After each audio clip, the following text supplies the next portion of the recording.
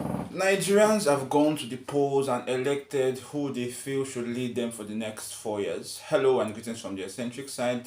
My name is Uche Olugu, and I was asked by a few people to do a video on what I think about the ongoing electoral process going on in my country, Nigeria, and that is why we are here doing this video. So I'll be running you through one, what I observed during the electoral process on election day itself, two, the developments that have come since then, and three, my general opinion on the Independent National Electoral Commission (INEC). So if that makes sense to you, please drop a comment in the comment section below, like the video, and subscribe to the Eccentric Side Plus to stay updated as things develop.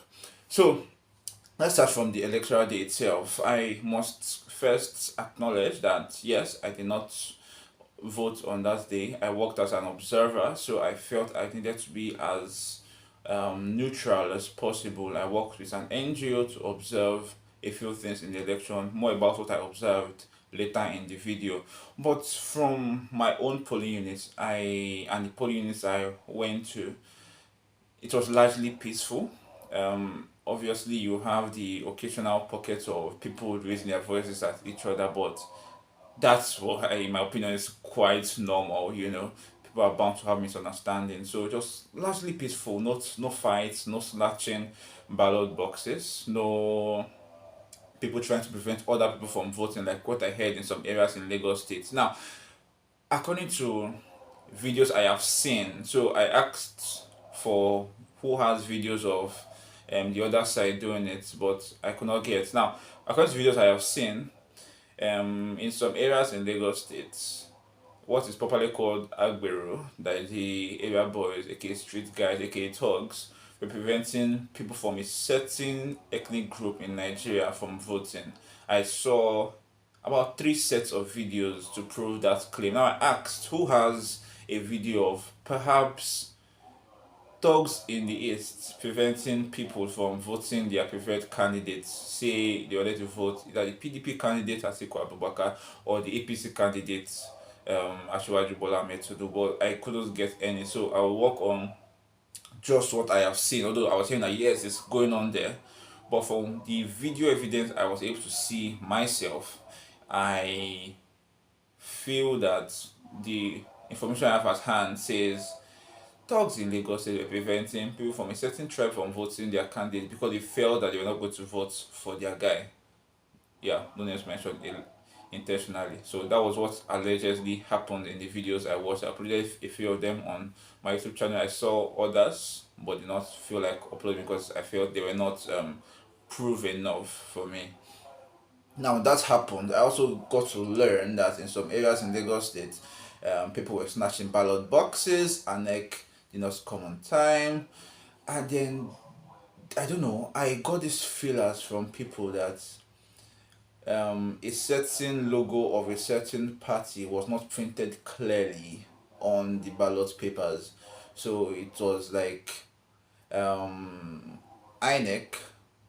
made I would like call it a mistake, but I don't feel it was coincidental that you printed someone's logo not as clear as the others. Although people were like, is it that INEC is working closely with who they want to be in power? I was like, I do not think that is the case.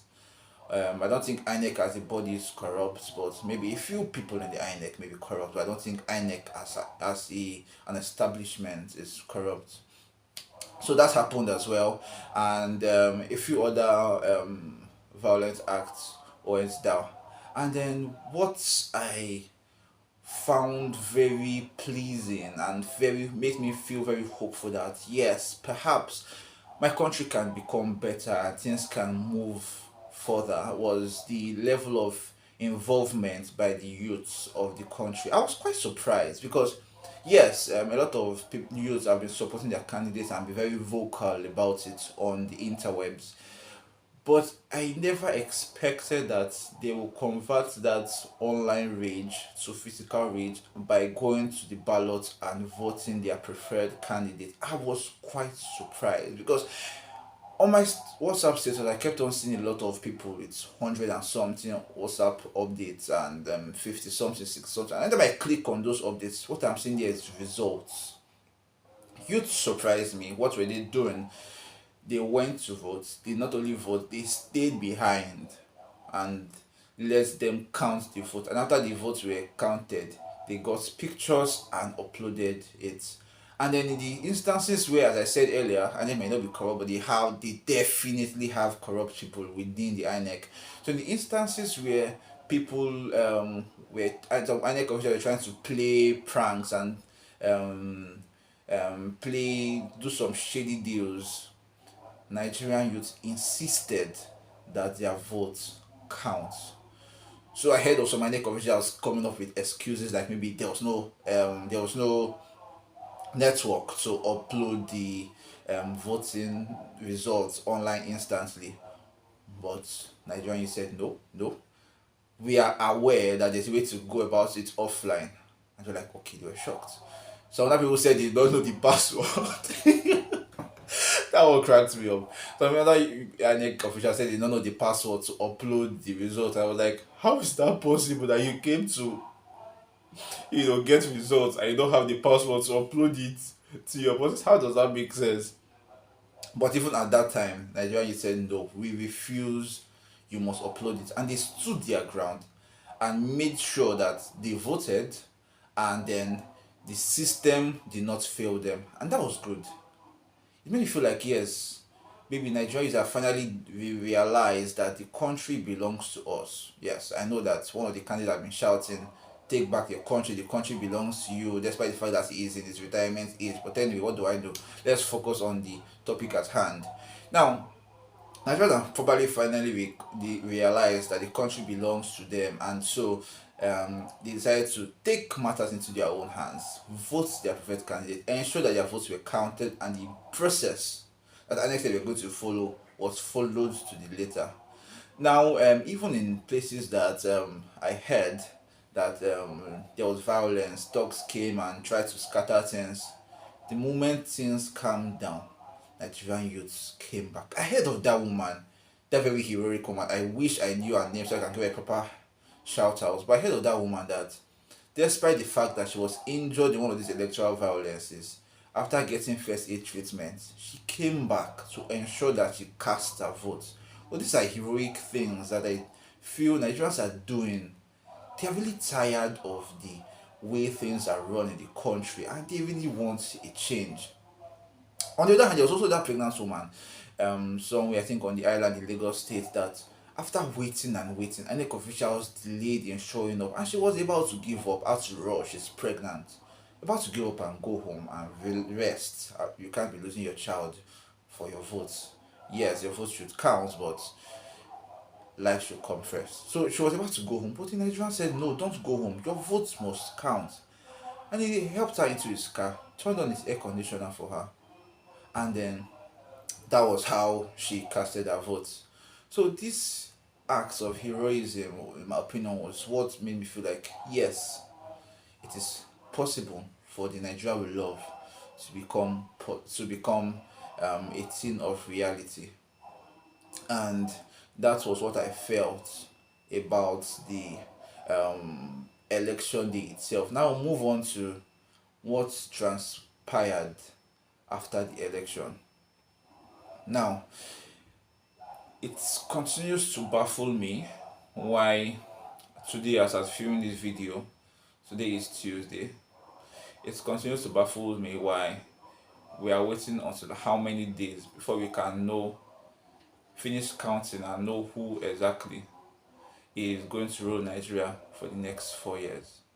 It continues to baffle me. It continues to annoy me because if we are taking things more electronic and taking things more digital, I felt it also make things faster, not slow things down the more. Because as I yesterday morning, Monday, I was hearing that people that the uploaded results that have been put online is less than 40%, meaning they speed things up over here for the long time, and that was something I did not really understand. Because if you are making things digital, you should make things faster, right? Now, as this morning, they have announced a few results. Labour Party surprised me by Labour Party surprised me by um, winning Lagos State by I think over 40,000 votes, if I'm not getting my figures right. If I'm wrong, correct me in the comment section below. Now, Labour Party surprised me by winning Lagos State. Yes, he also won Enugu State, and yes, I I was sorry for that. I was surprised and happy, you know, even though whatever happens, it means that Peter Obi has given the table a great shake that yes, a third force can be possible. So whether or not he becomes the president of the country of Nigeria, his point has been made. What is his point? Nigeria does not belong to anybody. Any state does not belong to anybody. Nigeria, whatever state you belongs to we Nigerians, and that is a point that Peter was able to make. Now, he won a few states, did not do as well as I feel he should have done in some other announced states, and yes, he has done well, but I do not feel he's doing so well, and that is the needs of this video. So, for you to become president of the country of Nigeria, it's not enough to win the majority vote. So please, people should not be surprised when maybe they see that Peter Obi maybe has won majority of the votes, but it's not announced the winner. People should not feel INEC is trying to rig the election. As I said earlier, and I repeat again, INEC as a body is not corrupt, but we have corrupt officials within the INEC. So people should not be surprised when it's possible that INEC announces Peter Obi as the one with the majority votes, but it's not sworn, it's not conferred as the president-elect of the Federal Republic of Nigeria. So it should not be shocking to some people, because at the end of the day, Constitution demands you don't only win, you don't. It's not enough to win majority of the votes. You also have to win 25% of votes in two-third of these 36 states and the FCT. So it means that in at least 24 or 25 states, Peter B has to win 25% of at least 24 of 25 states. He may not win it in general, but he needs to score at least a 25% vote. But from what I was hearing, it does not seem like he's on the trajectory to win that, but especially for votes in the northern area. So I felt that his running mate Dan Tata should have gotten him more votes. Peter Obi as a person was able to get votes, but I think the reason why he did not do so well, or he has not been doing so well, let me not jump to conclusion because the final result is not out. The reason why he has not been doing so well in the northern part of the country is because his vice presidential candidate is not pulling his weight as well as Peter Obi has been doing in some parts in the south and then in the east. So that is what I observed, because I looked at for example, I think that was in Yobe State that PDP had 190 something thousand and won the state. APC had 150 something thousand, and I think APC Labour Party PDP Peter Obi was having nothing close to what the others were having. Now I was in conversation with someone, I bet he was telling me, but it means they're rigging it. I'm like, who wants to rig election? Okay, who is rigging it? Like, APC is rigging the election. I was like, okay, calm down, take it easy. Will APC rig the election for them to lose just so that they can drag the Labour Party down? Does that make any sense? So if you say maybe APC was rigging election and then Labour Party lost Lagos State, I would say yes, that makes sense. But if you're telling me somewhere in the north, APC is rigging the election and coming second, how does that make sense? It does not make sense to me. And I do not think Peter Obi has a very strong followership. That's why majority of his fans are in Lagos, some southwest states, and a very huge chunk is from the southeast. But I do not feel he has enough followers in the north that you say, okay, the reason why it's getting those low amounts of votes or those low numbers is because they are rigging it. I do not think that is the case. Yes, I'm not saying they are not rigging elections. Don't get me wrong. I'm not defending the APC. I'm not saying they're not rigging elections. But my point is that I don't think that those results up north is due to rigging. Maybe some states in the south, maybe some states in the east, maybe Lagos was a bit rigged. If you look at the malfeasance that happened in some polling units. So if you look at that, you can say, okay, maybe those ones were rigged, but I do not think in the north APC rigged the election because they also lost. The president state, Katsina, was lost to the PDP. So if APC is rigging, why did they not rig those kind of places to their own advantage? So that's what I think about that. And let's talk about the INEC. Now, the Independent National Electoral Commission has been faced with a lot of backlash as regards their opinion and their reaction towards people's um, people's issues with the ongoing electoral processes. Now, there's the popular video by Dino Miladi when he formed the Orubebe of our time. If you were in Nigeria in some electoral cycles ago, you understand what I'm talking about. So there was that outburst that he made a valid point, I must say, by saying, one, if they can show us two screens where one of the screen is showing the results that is being read by the the INEC officials, and the other screen showing what was updated online, so that we can now come to our own conclusion as regards whether they are following the exact numbers uploaded online. So he said that he also said that if whoever is reading the results for each state can also assure us vocally or verbally that the results they are reading is the same with that online. I think part of what was trying to make out was to avoid in the future when you say it does not correlate and then we were not aware. So he's trying to put them in that box and let them own it, that what you are reading is the same with what is online. So I think that was the point I was trying to make. So I believe that the INEC official does not take anything. Okay, Lagos State person, if you're about to read the election, assure us that what you have in your hand is the same with what is online. It doesn't take anything, right?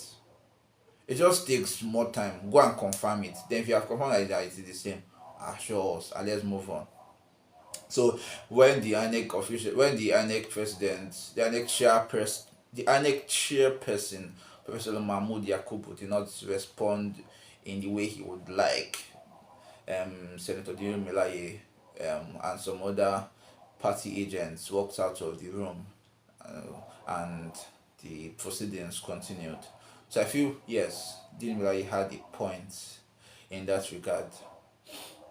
So now let's talk about some important things going forward. So I said earlier that I observed the election as a person with disability. So I worked for an NGO called the Inclusive Friends Association (IFA), and what we did was to try to observe how inclusive the electoral processes was for persons with disability, and like it or not, we are still Nigerians.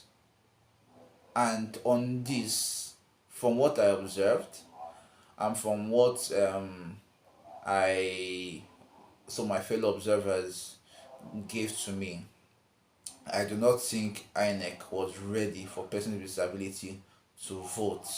We were largely disenfranchised. Why do I say that? As a person with visual impairments myself, if I'm to go and vote, it is secret balloting, right? So you should put, excuse me, all the equipment in place to ensure that my vote remains secret to me. But that was not done. The braille assistant they were supposed to provide was not provided. So how my comrades were voting, person with visual impairment, was when you go, you give them your card, they will verify you belong there. When they're done with that, it's time to vote. Someone will take you and help you with your voting process. Who do you want to vote? And they will tell you to vote. I was talking to a friend of mine and telling him, are you sure that the actual candidate you wanted to vote for was who you eventually voted for? And he was laughing because he understood what I was trying to say. What I was trying to say was that if I want to vote, say Tinubu for example, if I want to vote the APC, and I say, okay, vote, I want to vote for APC. If he goes ahead to vote for the PDP, there is no way I will know whether he has followed my wishes or not. So, through that, a huge number of I'm not saying I don't have information from all quarters, but I would say largely person with visual impairments were disenfranchised. Now you had polling units where for you to vote you had to climb a step, and then people that are wheelchair users could not vote. Why? Because the voting centers were not accessible for them. Um, and some other equipments like that were not provided. So on making sure the electoral process was inclusive enough, I think over 10, I'll give INEC a 3. Yes, a 3 over 10. I'm not giving them lower, I'm not giving them higher. I think that's a perfect score. 3 over 10 as regard inclusiveness for persons with disability. And it's only that 3 because I am not sure of other places. I'm not sure of what I have as hand. So I'm not going to give them lower because, to be fair on them, I've not gotten data from all around the country. So now let's move on. So that is for that. Now, on their readiness for us, I will not also give them high marks. I'll give them a 4 or let's call it a 4.5 as regards readiness for the election, because I hear that till now some polling units have not seen INEC officials, and as far as I know, I don't think people are still voting. I think voting only took place on Saturday and on Sunday. So I think till now some people have not voted because INEC officials did not just show up. So based on that and the issues that we kept on having, maybe the beavers machine having the issues, I think I'll give INEC a 4.5 as regards readiness to organize the elections. Now on corruption, um, the INEC chairperson, because I understand that again he has to focus strictly on what is going on in the election. So he's not focusing on pockets of issues, but he has to look at the bigger picture. So I feel if I'm to score, let me score his people first. If I'm to score INEC officials at the lower levels, I think I'll give them a 6. If I'm to score Professor Mahmoud himself, I'll give him a 7.5 on how they have comported themselves during the elections. So I'd like to know what you think about it in the comment section. Do you think it makes sense? Comments. Oh, before I forget, let's talk about something that is quite eccentric before we call it a day on today's um, video. So I have been seeing in a few quarters now. I'm about to mention some names. So yes, I've been seeing a few quarters that if Peter Obi does not win, the country could scatter. I think that's a very stupid statement. I'm being blunt here. That's a very stupid statement. You do not say that because your person does not enter, country goes scatter. The country does not belong to you. Yes, it is a popular opinion that maybe in the past the Igbos have been marginalized, but you cannot tell me that because your man did not enter, the country goes scatter. The country does not belong to you. The country belongs to a huge number of people, over 200 million people. So it does not belong to just one tribe. So you can't tell me that the country will go up in flames because your man does not win. It does not make sense. So people that are preaching war that if our man does not enter, we will scatter things, we will do this, we will do that, it does not make sense. And the same thing goes to the APC people. Please, the country does not also belong to you. If your boss, Ashiwaju, does not enter, it does not belong to you. This country belongs to over 200 million people. So whoever wins, it's never violence is never the way. If you are dissatisfied, there is a judiciary system. Go to court, take it to court, and I believe they are the right channels to take your grievances to. So whoever INEC announced at the end of the day does not mean that the person is the president. It is after everybody have, I'm sure that people are going to take each other to court. What happened in 2015 where President Goodluck Jonathan, kudos to him, called Buhari and congratulated him, and that was the end of the mandate that people felt was going to come into play. I do not think that this time we're going to see a repeat process of that. Yes, Tinubu have come out to announce that if push comes to shove, he's going to concede defeat if that's what happens. And I told a few Igbo people that I talked to, and they were like, "No, he's saying that because he has rigged it and he's sure that he's going to enter." You do not know that. You are their suspicions, but you do not have that as a fact, and that is my opinion. So I feel that we should do away with that mentality that it is a do or die affair. Yes, we have tried our best. Youths have tried. They have tried to put in their favorite person there, but politics is deal with a lot of numbers. You have to have majority votes. You have to have 25% in two-thirds of the states in the country.